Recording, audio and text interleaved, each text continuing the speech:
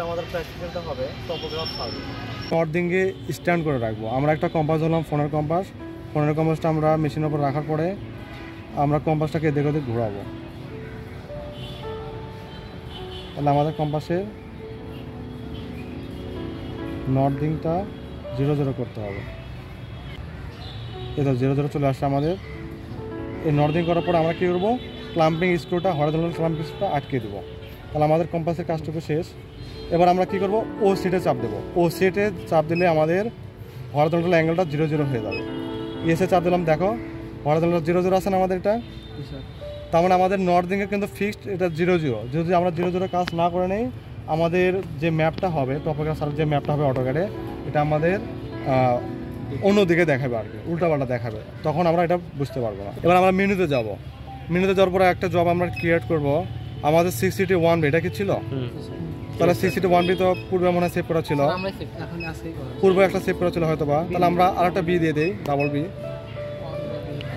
এই জবে আমরা এখন কাজ করবো। ইন্টার চাপ দিলাম। ইন্টার চাপ দেওয়ার পর আমরা এই ফোনে যাবো ইনপুট OCC-তে।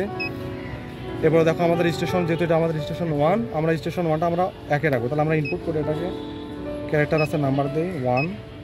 এরপর নিচে যত যাই কোড, আমাদের এটা কি লিখবো, স্টেশন লিখবো ST। এটাকে আমরা এখন ইনপুট করে দিলাম। এবার আমাদের ইনস্ট্রুমেন্ট হাইট কত রয়েছে, এটা রয়েছে 1.660 রয়েছে আমাদের। তাহলে ওটা এন্টার করে দিলাম। এবার দেখো আমরা সেভ করবো না কিন্তু। এবার আমরা যাবো OCC-তে চলে যাবো। OCC-তে পর দেখো আমাদের স্টেশন 1-এ রয়েছে। এবার আমরা যাবো নর্থিং স্টেশন জেনেদিংয়ে যাবো। তা দেখে আমাদের পেজ সেটটা কত রয়েছে, 500-530 রয়েছে। আমাদের এই 500-500টা লাগবে। আমাদের যে এটা আমরা মেজার করবো সেই মেজারের চেয়ে যেন আমাদের পেজ সেটটা সবসময় একটু বেশি থাকে, কারণ বেশি থাকলে আমাদের সবগুলো মান প্লাস আসবে, নতুবা মাইনাস হবে। করে দিলাম।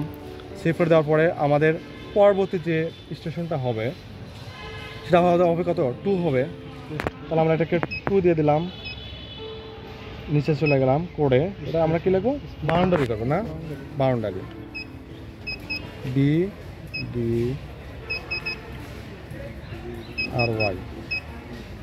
এন্টার করলাম। সেভ হয়ে গেল। এরপরে কী করবো, আমরা এটাকে টোটালি সেভ করে দিলাম, ইয়েস।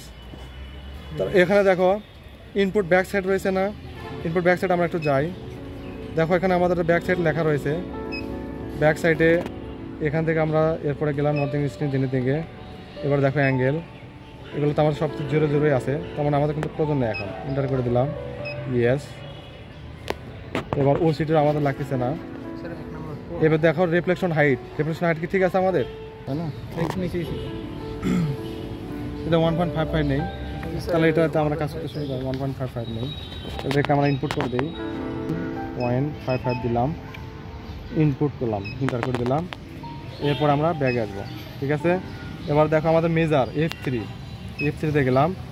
এটা দেখো F3-তে আমাদের রিফ্লেকশন হাইটও দেওয়ার আছে। এবার আমরা কি করব, এখানে 2 লিখবো। এটা যেহেতু আমরা বাউন্ডারি কাজ করবো, আবার এটা দিতে হবে আমাদের। আমরা 2 দিই এটাকে, ইনপুট ক্যারেক্টার 2। আবার নিচে যাই, নাম্বার BDRY।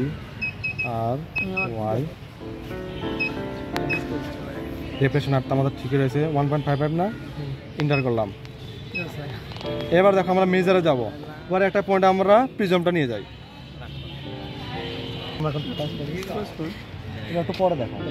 এবার যদি আমরা, তাহলে আমরা ওই পয়েন্টটা প্রথমে নিচে বাউন্ডারি, এক্ষেত্রে বাউন্ডারি আমরা মেজারে চাপ দেবো প্রথমে। এই যে মেজারে চাপ দিলাম। তারপর আমাদের এই যে নর্থিং স্ক্রিন জেনেদিং NZ, এটাতে চাপ দিব।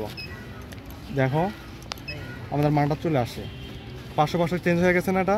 তার মানে আমরা নর্থিং স্ক্রিন ওই পয়েন্টের, আমরা ওই বাউন্ডারির অংশটার আমরা কোঅর্ডিনেট পেয়ে গেলাম, করে দিলাম। এবার দেখো এখন যে আমরা যে কাজগুলো করব, এখানে কিন্তু যদি আমরা বারবার যদি আমরা বাউন্ডারির কাজ নেওয়ার প্রয়োজন হয়, তাহলে আমরা এই বাউন্ডারিটা এটাই রাখবো।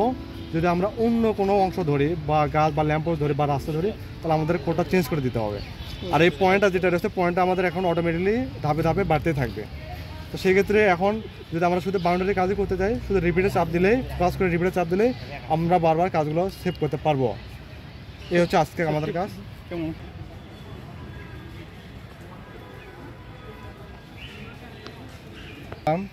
এই যে রিপিটে চাপ দিলে আমার সেকেন্ড বাউন্ডারিটা চলে আসবে। মানে প্রথমে ফোকাস করতে হবে, তারপর হ্যাঁ প্রথমে ফোকাস করতে হবে, তারপর রিপিটে চাপ দিতে হবে। এবার আমরা সবগুলো বাউন্ডারি নিয়ে ফেলবো। ওকে।